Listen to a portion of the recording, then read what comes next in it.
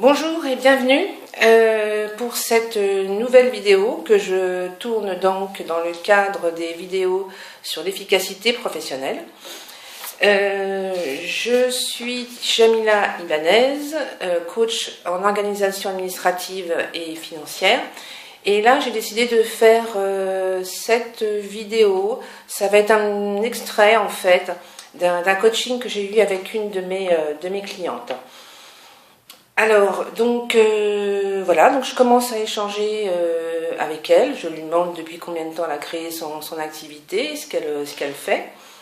Donc elle m'explique tout ça et elle me dit qu'elle n'arrivait toujours pas à se payer. Donc ça faisait quand même 4 ans qu'elle avait créé son entreprise, qu'elle n'arrivait toujours pas à se payer. Mais en fait, bon, c'est pas très grave puisqu'on lui a dit que c'était normal qu'au bout de 3-4 ans, on n'arrive pas à se payer dans le e-commerce ou dans les entreprises, dans une entreprise normale. Donc là, bien sûr, je réagis, je lui demande qui c'est ces on et d'où vient cette croyance qu'on ne peut pas se payer avant 3-4 ans d'activité. Parce qu'en fait, bien sûr que ce n'est pas normal. Donc il y a deux solutions. Soit le business model n'est pas bon, et à ce moment-là, il faut revoir, il y a un problème de rentabilité, hein, peut-être, tout simplement. Ou soit, au niveau de la gestion administrative et financière de l'entreprise, il y a un problème. Donc, voilà, donc je lui explique que pour moi, en fait, elle devrait pouvoir se payer, et qu'en fait, je comprends un petit peu mieux pourquoi son activité ne décolle pas, parce que si elle s'est mis dans la tête que c'était pas la peine de se payer tout de suite, elle ne faisait rien, en fait, pour développer son entreprise et pouvoir justement dégager de la rentabilité, puisque en fait c'était pas important, il fallait attendre tout ce temps. Alors je lui ai demandé quand même, je ne veux pas être indiscrète, mais comment tu fais alors pour vivre? Et donc là elle est un peu gênée et elle répond pas et elle se met à pleurer. Et elle me dit que l'après-midi même, donc comme quoi il n'y a pas de hasard, hein, c'était bien qu'on ait cet entretien le matin. Elle devait rencontrer sa banquière, renouveler son découvert, et que si la banquière refusait, et ben pour elle c'était terminé. Alors effectivement, on peut que être triste, puisqu'une entreprise c'est comme son bébé, quoi. Et bon, moi j'étais pas très à l'aise non plus de l'avoir fait pleurer, mais quelque part j'avais appuyé un peu sur quelque chose qui faisait mal. Donc, alors, on a effectivement parlé je vais faire court, hein, de la stratégie qu'on allait mettre en place par rapport à sa rentabilité, par rapport à tout ce qu'elle devait faire. Et pour son rendez-vous avec sa banquière, je lui ai conseillé plusieurs choses. Déjà, première chose, de préparer un petit tableau de trésorerie.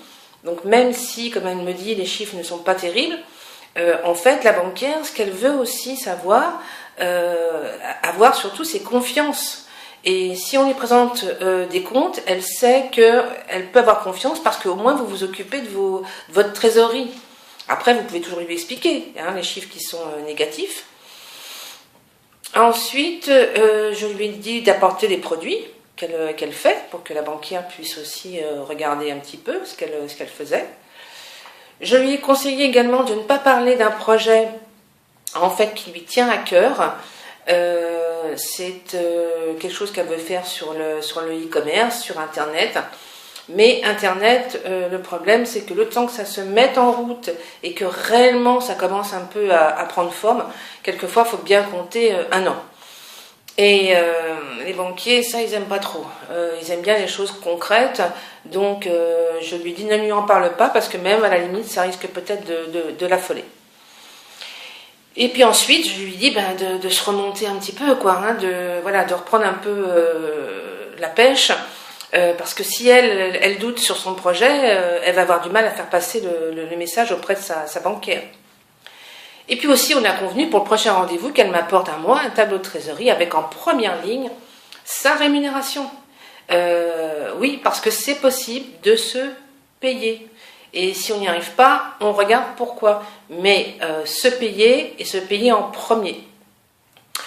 Alors je pense que ce qui vous intéresse aussi, c'est de savoir comment s'est passé son entretien, avec la banque surtout, et puis ce qu'il en est advenu. Je vais vous lire son témoignage, et ce sera comme ça beaucoup plus simple. Alors, donc, je ne regrette pas d'avoir passé ce moment avec toi. Je suis repartie reboostée avec de très bons conseils. Pour une fois, j'ai lâché prise et j'ai réussi à convaincre ma banquière de continuer à me faire confiance. Une belle victoire pour moi qui n'aurait sans doute jamais eu lieu sans ce coup de boost et les conseils que tu m'as livrés lors de notre entretien. À tous ceux qui entreprennent, soyez objectifs sur vos chiffres, mais aussi positifs et convaincants. Surtout, gardez de bonnes relations avec votre banquier. Pour finir, je te remercie encore chaleureusement de m'avoir permis d'affronter ce challenge d'un jour, et entre parenthèses, mais pas que, j'en suis certaine.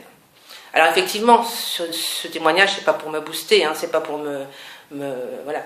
Ce qui est important, c'est déjà qu'elle ait réussi à avoir son autorisation de découvert qui soit renouvelée, ce que je ne suis pas sûre qu'elle aurait eu, peut-être si on n'avait pas discuté un petit peu ensemble. Donc voilà, alors je le redis, au bout de 4 ans d'activité, si on ne se paye pas, c'est qu'il y a un problème. Alors si vous souhaitez donc en savoir plus sur ce que je fais, vous avez en dessous de cette vidéo mon adresse de mon site. Et donc vous pouvez avoir un entretien d'un diagnostic gratuit d'une demi-heure où on peut faire un petit peu le tour de votre situation. Et puis n'hésitez pas, si vous avez aimé cette vidéo, à cliquer sur j'aime. Voilà, écoutez, je vous remercie beaucoup, je vous dis à très bientôt. Au revoir.